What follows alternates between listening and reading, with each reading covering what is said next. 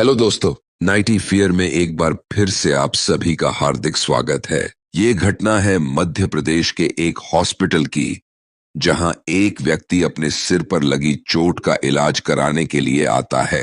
वहां मौजूद डॉक्टर उस आदमी की सर की चोट को देखकर हैरान हो जाता है, क्योंकि उसकी चोट की दशा को देखकर ऐसा लग रहा था कि मानो किसी ने इस आदमी के सिर में किसी ड्रिल मशीन से छेद किया हो, क्योंकि वो घाव इतना गहरा था। उस व्यक्ति के सर की हड्डियां तक साफ देखी जा सकती थी, लेकिन फिर भी वो आदमी बेहद सहज था, मानो उसे चोट की वजह से कोई दर्द ही नहीं था। डॉक्टर ने उसकी ये दशा देखकर मजाक करते हुए उस आदमी से पूछा कि क्या तुम अश्वत्थामा हो।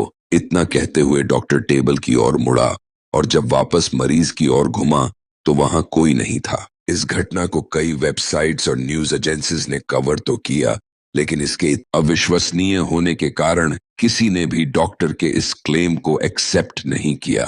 लेकिन उस डॉक्टर की बात सच होने की पूरी संभावना है, क्योंकि हमारे इतिहास में ऐसे साक्ष्य मौजूद हैं जो ये बताते हैं कि पृथ्वी पर आज भी ऐसे कुछ महापुरुष मौजूद हैं जो हजारों सालों से जीवित हैं और इंतजार में है भगवान विष्णु के 10वें अवतार कल्कि के। आज के इस वीडियो में हम इन्हीं 7 चिरंजीवियों के बारे में जानेंगे और जानेंगे भगवान विष्णु के 10वें अवतार कल्कि की मिस्ट्री के बारे में। इन लोगों को ये वरदान कैसे मिला, कहाँ है ये 7 चिरंजीवी और कब आएंगे, ये सब के सामने ये सब जानेंगे आज के इस वीडियो में।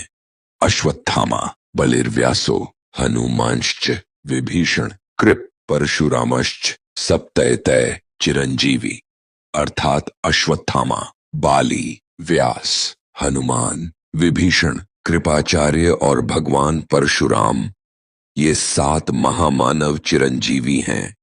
ये मंत्र चिरंजीवी अस्तोत्रम का पहला अंश है, जिसमें हिंदू धर्म में माने जाने वाले इन 7 चिरंजीवियों का जिक्र मिलता है।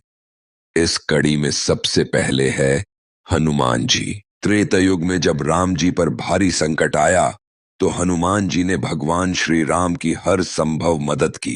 फिर चाहे वो सीता जी को खोजकर उनका पता लगाना हो, या युद्ध में लक्ष्मण जी पर नागपाश अस्त्र का प्रभाव को खत्म करने के लिए पूरा का पूरा द्रोणागीर पर्वत उठा कर लाना हो, इन सभी कार्यों को हनुमान जी ने पूरा किया। ऐसा माना जाता है कि हनुमान जी को माता सीता ने चिरंजीवी होने का वरदान दिया था, ताकि वो हमेशा राम जी की भक्ति करते रहें और भगवान राम के नाम को हमेशा जीवित रख सकें। ऐसा माना जाता है कि आज भी जहां कहीं कोई भगवान राम की पूजा या आराधना करता है, वहां राम भक्त हनुमान सबसे पहले पहुंचते हैं। हनुमान जी वो पहले चिरंजीवी है जो आज भी जीवित है और विष्णु जी के 10वें अवतार यानी कल्कि अवतार का इंतजार कर रहे हैं।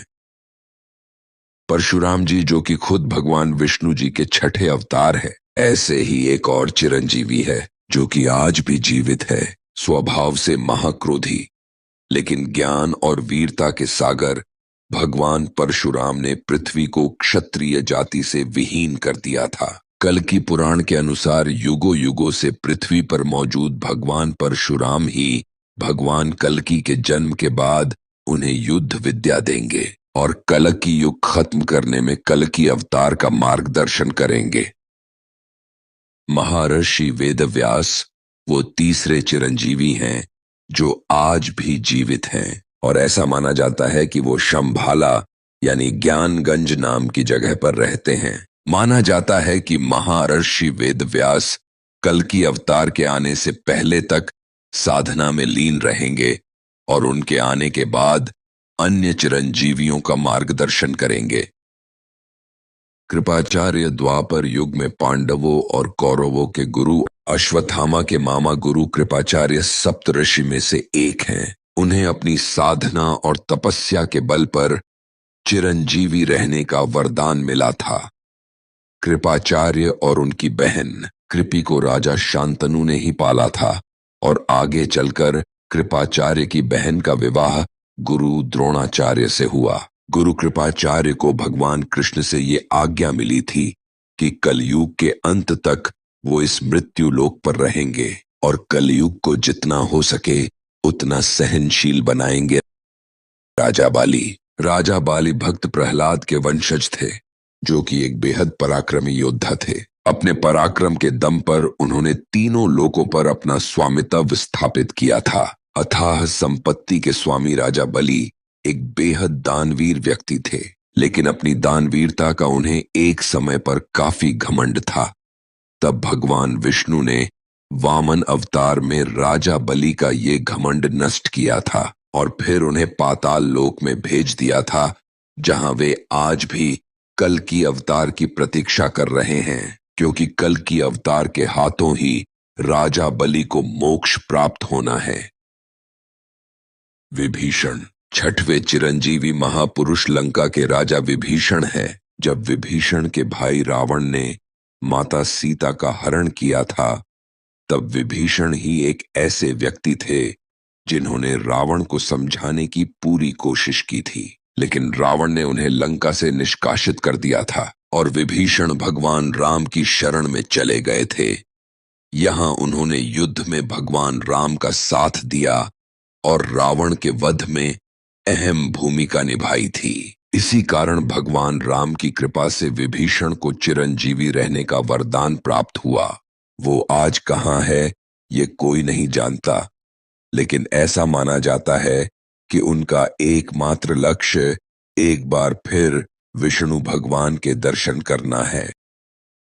अश्वत्थामा आखिरी चिरंजीवी है, महाभारत युग के सबसे चर्चित और विशेष योद्धा अश्वत्थामा गुरु द्रोणाचार्य के पुत्र थे और बल, बुद्धि, विद्या और पराक्रम में पांडवों के जैसे ही थे। अश्वत्थामा के पास एक ब्रह्मास्त्र था, जिससे उसने पांडवों के बच्चों को मार दिया था, जिस कारण भगवान श्री कृष्ण ने उसे आजीवन भटकते रहने का श्राप दिया था। अश्वत्थामा के सर पे जन्मजात एक मणि थी, जिसे भगवान कृष्ण ने निकाल लिया था और उसे ये श्राप दिया था कि उसके माथे पर बना ये जख्म आजीवन यूं ही हरा रहेगा।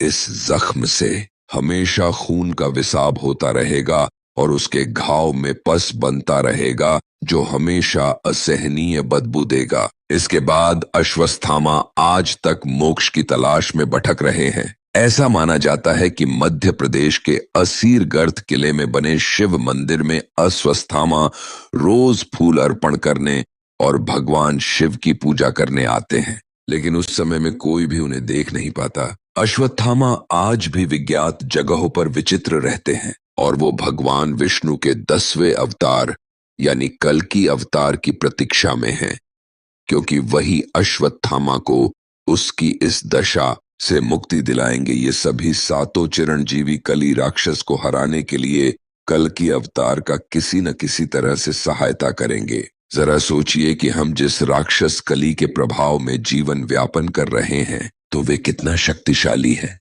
कि खुद भगवान विष्णु उसे अकेले नहीं हरा सकते। उसे हराने के लिए उन्हें इन 7 महाजीवियों की जरूरत पड़ेगी। अभी तक आप सोच रहे होंगे कि आखिर वो दिन कब आएगा जब इस दुनिया में भगवान फिर से अवतार लेंगे, लेकिन आपको बता दें कि शास्त्रों के अनुसार कलयुग की अवधि 4,32,000 साल की है, जिसमें से महज 5,000 साल ही बीते हैं। लेकिन इन 5,000 सालों में ही इंसानों ने अधर्म, पाप, लालच और झूठ की सभी सीमाएं लांघ दी हैं। तो जरा सोचिए कि जब कलयुग अपने चरम पर होगा तो वो मंजर कैसा होगा। आज जो कुछ लोग भगवान और अच्छे कर्म जैसे कॉन्सेप्ट पर विश्वास रखते हैं, तब शायद दुनिया में ऐसा कोई नहीं होगा जो इन सब बातों का अपने मन में ध्यान रखेगा, और तब इंसान सबसे बुरी अवस्था में पहुंच जाएगा, जहां से वापस लौटने की कोई गुंजाइश नहीं होगी। और तभी अवतार होगा भगवान विष्णु के 10वें अवतार, भगवान कल्कि का।